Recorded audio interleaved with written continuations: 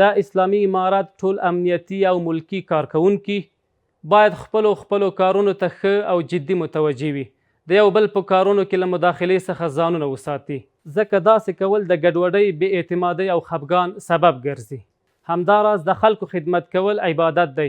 موږ تاسو ته چې الله تعالی د خلکو مسؤلیت را په غاړه کړی دی، دا یو الهي امتحان دی، باید چې ډیره توجه وکړو. خلکو ته د خدمت په لاره کې غفلت رانه ونه شي، ځکه غفلت عذر نه دی. باید ډیر بیداره واوسئ.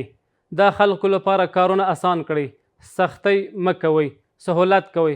الله تعالی به پر تاسو آسانی وکړي. د خلکو وخت مه ضایع کوئ، د خلکو پر مخ دروازې مه تړئ، د خلکو سره وخت په وخت لید کاته کوئ، د هغوی شکایت او غږ اورئ، تر څو څوک د چا حق ونه خوري، څوک چا ته ضرر ونه رسوي او هر څوک خپل حق ترلاسه کړي.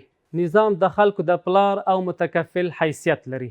باید د یو پلار په څیر د خلکو خیال وساتي، د حقوق یې ساتنه وکړي او د امانتونو څخه یې څارنه او مراقبت وکړي. په روایت کې راځي عن ابي الشماخ الازدي عن ابن عم له من أصحاب النبي صلى الله عليه وسلم أتى معاوية فدخل عليه فقال سمعت رسول الله صلى الله عليه وسلم يقول من ولي أمرا من أمر الناس ثم أغلق بابه دون المسكين والمظلوم أو ذي الحاجة أغلق الله تبارك وتعالى دونه أبواب رحمته عند حاجته وفقره أفقر ما يكون إليها.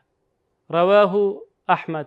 ترجمه: ابو شماخ الازدي رحمت الله تعالی د خپل تره له زوی څخه چې د رسول الله صلی الله علیه وسلم صحابي رضی الله تعالی عنه دی روایت کوي چې هغه معاویه رضی الله تعالی عنه ته ورغی او ورته وویل ما له رسول الله صلی الله علیه وسلم څخه اوریدلی دي چاته چې د مسلمانانو په چارو کې کوم کار وسپارل شي، بیا یې خپله دروازه د مسکین، مظلوم او اړمن کس پر مخ وتړله، الله تعالی به د هغه پر مخ د هغه د حاجت او فقر پر مهال د خپل رحمت دروازې وتړي، داسې مهال چې هغه به د الله تعالی رحمت ته تر هر وخت ډیره اړتیا لري.